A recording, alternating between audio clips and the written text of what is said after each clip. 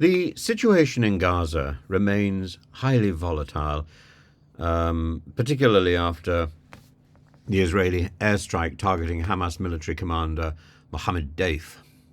Although Hamas asserts that Deif is in good health, Israeli Prime Minister Benjamin Netanyahu has stated there's absolutely no certainty about his condition.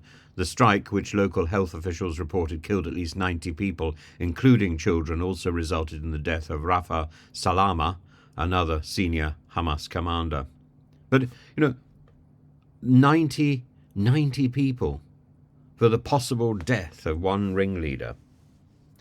I don't think this could ever be justified. There is an element of madness in Netanyahu's behavior, and madness and irresponsibility and illegality and viciousness. Hamas has denied that ceasefire discussions have been suspended despite all this. Despite the impact of recent violence on negotiations, the group's spokesperson, Jihad Taha, has emphasized that mediator efforts are ongoing.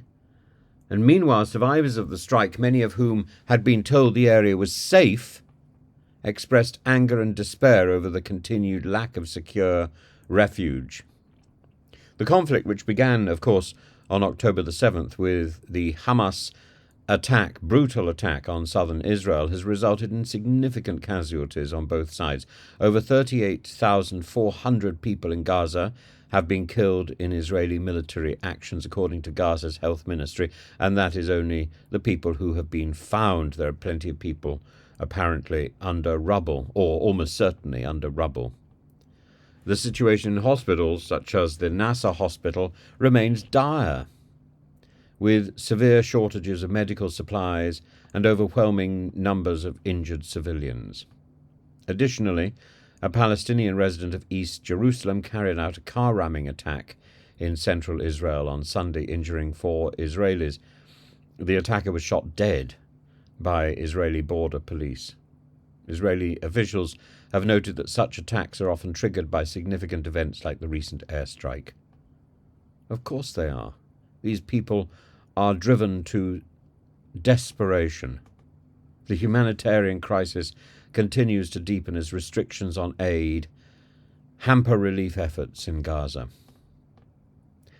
And something has to be done to help the Palestinians in Gaza, but more than that, to devise aid and secure a lasting peace.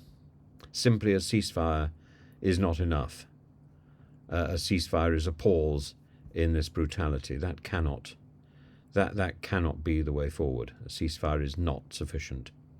We need to recognize a state of Palestine absolutely and unequivocally, and we need to pursue a two-state solution whether Israel wants it or not, because it is the only way forward.